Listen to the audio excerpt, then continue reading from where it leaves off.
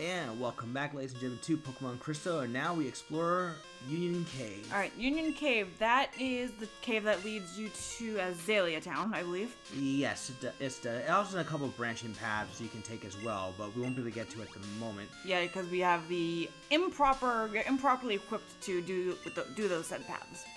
Alright, So you get an X-Tech right here, and is a trainer battle that you can skip. Yeah, you can skip it. So what I'm basically doing here is I'm just skipping the ones that I fight off screen later. Yeah. And then if you have what? Ooh, Great Ball. Sweet. Yep, Great Ball has a better chance of catching a Pokemon than a Pokeball does, so you can go out your way to grab that. This is an ideal place to train like a water or grass type on your team in case you have maybe a Wooper or a Bellsprout or something, so you can level them up pretty quickly. Alright, that's cool. Alright, so going through here, you've got a trainer battle that you're going to get? Yeah, for some reason though, he was facing the opposite direction. I tried to get him to face the other way, but for some reason he just never did. I believe, here's the thing, the Generation 2, their trainers have, they look in random directions, so it's almost kind of like you have to kind of wait until they look the other way before you can just walk right past them. Yeah, and in later generations, once you get the ability to run, if you run to a trainer and they're turning around different directions, they've got a higher chance of getting you in their sights and battling you because, well, they hear footsteps. Well, yeah, I was say because if you run right past in their direction further away, it will catch their attention. Yep. Alright, so you got Slowpoke right here, and it's going to use Zephyr to beat the heck out of them. Alright, Slowpoke as a Pokemon itself, well, as the name implies, is very slow, but when it becomes its bulky physical wall Slowbro, it actually gets some pretty decent moves, like it gets Surf and Psychic, of course, Thunder Wave, that sort of thing. And if you trade Slowpoke with a King's Rock attached, you get Slowbro. Slowking, sorry about that. Yeah, Slowking is, I think, the special wall. That's the only thing that differs between the two. Yeah, and Slowking is a little bit more offensive than Slowbro is. Actually, I think they both have roughly the same special attack. I think it's just the defense is swap. True. Alright, regardless on that one. Alright, I decided to teach my Spearow, Zephyr I call this one, Swift, because even though Fury Attack is a multi-hitting move, abilities didn't exist yet, so, and plus Fury does not get Skill Link whatsoever, so there's no point of keeping Fury Attack. And Fury Attack is crap regardless, so... unless you're using Pick-a-Pecks with Skill Link, then that can be okay. That's not in this game, though. Nope. Alright. Skill Link didn't come until Gen 5, I think. Yes, I'm gonna say on that one. I don't remember offhand. Because, Alright, give me 1 second, I'll check. Cause I know the Pokemon that with Skill Link, like Cloyster gets it, Minccino gets it. I'm trying to think of what else. I know in Gen 6, Mega Heracross gets it. Nope, Gen 4. Oh, it's Gen 4, okay. Yes. That is interesting, okay. Right, and it was prior to Gen 5, it was the Shoulder Line signature ability. Oh, okay. Yep. That must be what it is, alright. Yeah, so heading on to Route, I believe, 33 in this one? Yes. Poison Care Berry. Yeah, if you're playing Heart Gold, Soul Silver, that particular area just rains. That's the only area where it always rains, at least to my knowledge, is where it always rains. I don't remember offhand. Alright, we got a trainer battle right here. Yeah, and this trainer battle right here, you can get his number if you choose to fight him. And if you do choose to fight him, he'll tell you about a swarm of Dunsparce running all over Dark Cave. And Dunsparce is crap, pretty much. Yeah, but it's a rare Pokemon just for the sake of its rarity. Yeah, so if you want to raise a go right ahead, just be warned that's not really a great Pokemon. I mean, it gets Glare, which I guess makes it unique. Yeah, but just beyond that, it's not even that good. Alright, so I thought I had the bright idea to send my Spearow against the Machop here, considering that, flying is pretty effective against fighting types, but because this generation fixing the issues at some point with the dual typing, because Spearow's normal flying, it'll take normal damage from a Karate Chop, or a low kick in this case. Yep, low kick. And that critical hit pretty much one-shots my bird.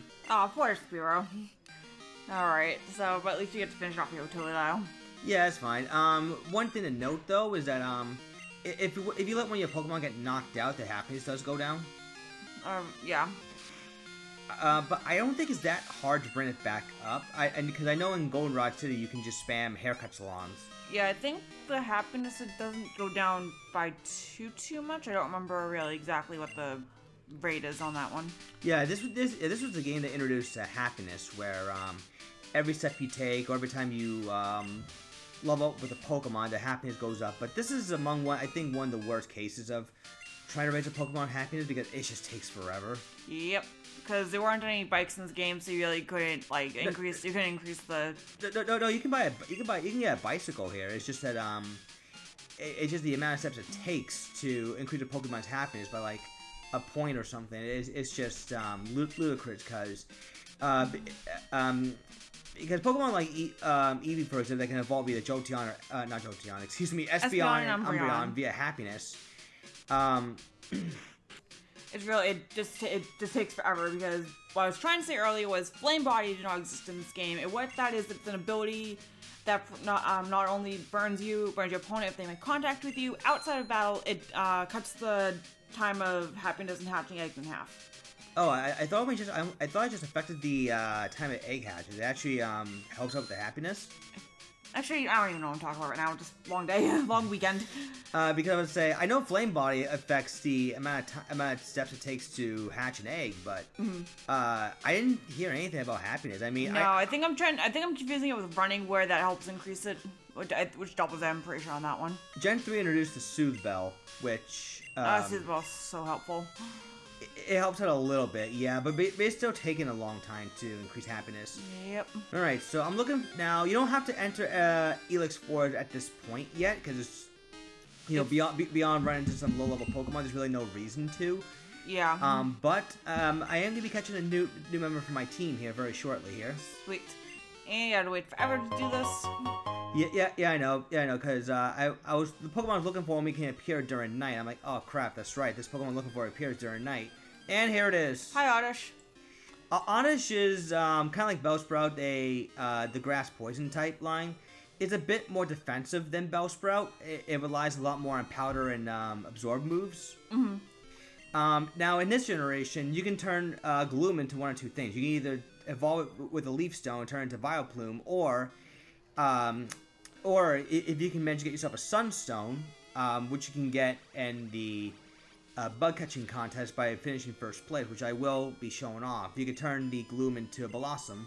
Blossom, I think, is more the offensive oriented of the two. Or they both kind of do the same thing, just with Vileplume having a different typing. I know Vileplume is more special attack. I think Blossom is Spadef. Yeah, the stats kind of even out a little bit, but the only real disadvantage of using Blossom, well, kind of a disadvantage, is you lose out on the poison typing. Yeah, but honestly, that's really... But both of them really aren't that spectacular, but might as well just try to be different, so... Well, because the only thing you get out of losing the poison typing is that you lose the weakness to Psychic. Yeah. And you are able to resist Earthquake a lot better, but... Beyond that, there's really no difference between the two. I mean, the type difference, there's a difference, but in terms of how they function, no, they're not incredibly different. Yeah. Alright, so just absorb spamming here. I see. Is that the only move we can get at this level? Yeah, I know there's another forge later you can find Oddish, but this is early, so I'm going to be able to find it right now. Yeah. Because, there we go. Finally caught it. If you catch a Pokemon at the lowest level possible, that allows you to, I think especially in Generation 3 onward, use all the levels you can have up until level 100 to max out their stats. Oh, yeah. Because I think EVs didn't really exist until Gen 3. Well, in Gens 1 and 2, you can actually max out all stats, because the EV distribution wasn't really a thing until Gen 3. Oh, really? Well, because in Gens 1 and 2, you can max out all your stats to the maximum capacity. But as of Gen 3, because they introduced natures, you're going to be maxed out basically just two stats, like a physical attack, and let's say Tauros can only get max attack and speed. Everything else stays at its minimum without EV investment. Yeah, in Gens 1 and in Gens 3 through 5, if you hit to the max you can put into a stat is 255. But in Generation 6, they changed that, so now it's max 252. That way you're not constantly making sure you didn't screw up your EV training. I think it's supposed to even out. Yeah. But yeah, I decided to nickname my Odyssey Persephone, which is the symbolism behind the name. It's the goddess of spring. Ooh, okay. Sweet. Alright. And you can tell by the jump cut there because our female added pretending she was about to take a step for a second. Oh my god. It was a little video quirk, but I didn't find it to be that bad. Yeah. Alright, so that's a white apricorn. It's pretty much apricorn. Apricorns allow you to make certain special Pokeballs with this guy right here, Kurt. Unfortunately, and Team Rocket has invaded the Slowpoke well, and as a result, you are not going to be able to actually utilize Kurt's abilities until after you defeat Team Rocket. I know that the default balls to grab is Ultra Balls, but do you really think that going to Kurt is really worth the time? I used him a lot in Heart Gold and Soul Silver just to kind of spam fastball making. Because fastballs are really helpful. I think they are, at least. Oh, is that where you're chasing Entei, Raikou, and Suicune? Yes, but in this generation, but in this game particularly, it's just Raikou and Entei because Suicune is not a Vomer. What was the, I forgot, what was the apricorn that allows you to make fastballs? The white one that we just got. Oh, okay, that was. Okay. Yes. And in this game, I think you can only make one apricorn at a time. I don't think you can do mass apricorns until... In Gold and Silver, you only do one apricorn at a time per day, whereas in Crystal, you can actually give him... multiples of the same color. Yeah, during the day. So instead of the wait for one fastball, you can get, like let's say, 5 fastballs. Ooh, okay. Works for me. Alright, so Team Rocket, they just kind of have Rattatas, I think, primarily in this area. Yes, and I did level up my odds off screen a little bit.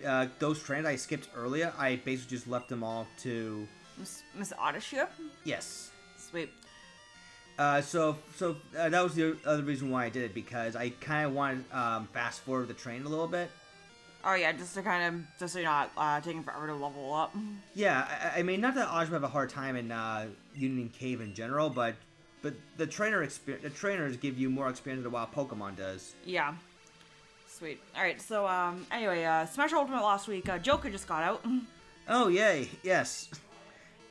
I've only messed around with him for a little bit. He's pretty fun to use. Yeah, because I know, but of course, on the day that it got released, Nintendo scheduled maintenance for their servers, and the eShop was all screwed up, so most of us didn't really get to download Joker until Thursday when he was actually released on Wednesday. Yeah, I think it was the server maintenance they had to do as well as the server crashing, but why would you even schedule maintenance the day a DLC patch is supposed to drop? I think it's because of hold on, guys. Alright. Yeah. Alright, so pretty much with Joker, yeah, just pretty good stuff right there. So, sorry about that.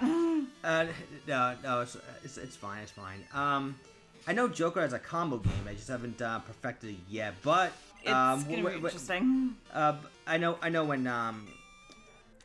know his killing power increases when Arsene comes out. Oh yeah, and what I was also trying to say was the fact that, with Nintendo, they should have, if they were going to schedule maintenance just to prepare the Switch for Joker, do it the day before and not the day of to prevent stuff like this from happening again. Because wasn't there a rumor that it was going to come out on April 19th?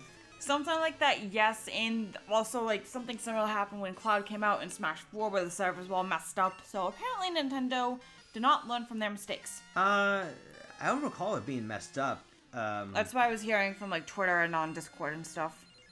Because I was able to get Cloud day 1. Yeah, probably because you got it right when he came out, that way it was all screwed up.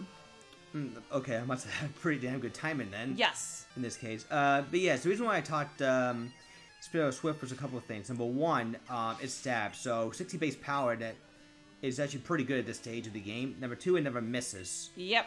Accuracy. Yeah, so forget about stand attack or forget about minimize. Swift all the way. Yep. I also taught off screen to the Spiro Mud Slap just to give it a minor ground type coverage move. Yeah, even though Mudslap's really not that great of a move, at least it just lowers accuracy and potentially makes you not die.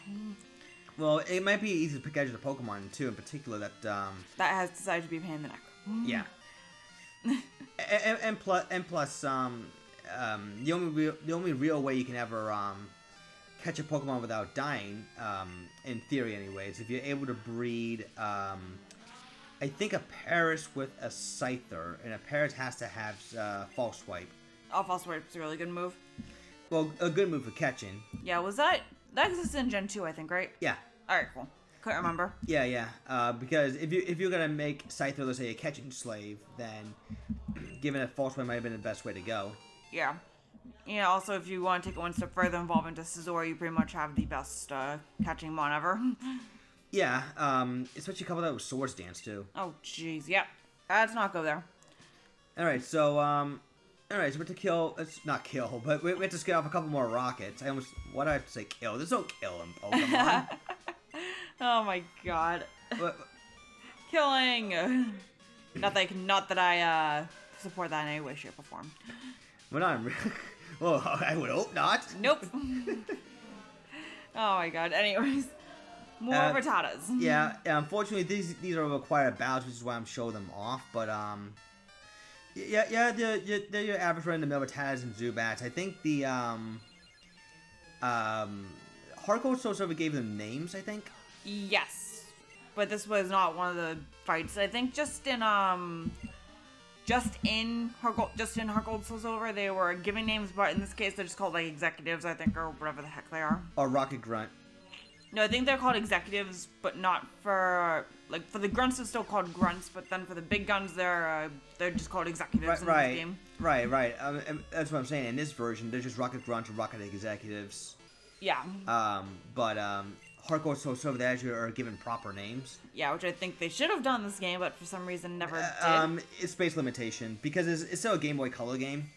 And if you're trying to do, like, let's say Rocket Grunt John or something, that just takes too much. It just takes too many characters for it to do it. Yeah, but they weren't even in Heart Gold and Soul Silver. They were given actual names along with Rocket Executive. Probably because they're running off a different engine, the same engine that they used for Diamond and Pearl, which is why they were able to pull it off. I guess. I mean, and plus you're going from a Game Boy from one generation, skipping ahead to two other generations to Nintendo DS. True. Alright, so that thing is finally down. Leaving us with just one more to go. Ooh, this is gonna get interesting. Rocket Grunt was defeated. I like how they just kind of don't even, they acknowledge you, but, they're just kind of like, oh crap, what happened? Alright, and, it was funny that you see the two Slowpokes there, and they're just kind of just standing, just sitting there. What do you expect? Anyway, so this guy I think is in Heart Gold Soul Silver's name Proton, I'm gonna say? Yeah, Proton. Okay, cool. It comes with a high-level Coffin, which in this case, if you have in this game, if you have, let's say, a ground-type Pokemon, like Wooper, for example, with Mudslap, this would be an ideal matchup.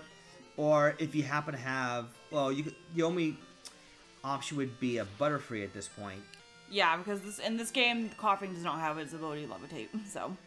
I mean, in theory, you could have went to the rune, the Rune of Elves? Yes. And catch yourself an unknown with Hidden Power Psychic. Unknown, but I think that's just way too much luck too luck based. Yeah, I guess. Well, yeah, that's the problem. Actually, this is generated to introduce Hidden Power. Hidden Power in this game is determined by the Pokemon's dynamic value.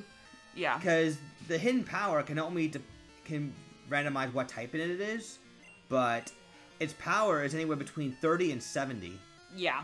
So you will have to be a hardcore breeder or something like that in order to be able to achieve the maximum amount of damage Hidden Power can do, and the correct typing to do it as well. Yeah, I don't even think you can grab it. I don't think you can check Hidden Power in this game via some way. I think you have to figure it out yourself. Yeah, which is quite annoying. I know Gen 3 it has no IV checker either. I don't believe so. I could I don't think so. Well, actually, no. Gen 4 was when it introduced characteristics, which determines the Pokemon's overall individual values. No, characteristics. What does it just shows your highest IV? It doesn't show. It doesn't give you. It doesn't tell you that. It doesn't go into that much detail. But they introduced the characteristics, which overall. Hi, Ralph. Yeah. Anyways, no, at Gen 4, when they introduced the characteristics, it made it easier to calculate the Pokemon's individual values. Once you put in their stats, their EV spread, if applicable. Yeah. And then the characteristics. Yeah, that's been a staple ever since. So, anyways, so you talk to Kurt here, and he finally decides, oh, I'm gonna give you I'm gonna finally let you gives you a Lurball. Lurball's only good if you're fishing for a Pokemon. Yeah. Which, if you're looking for a water type that you might be able to get later on down the road, if you can wait until you at least get the good rod. Yeah.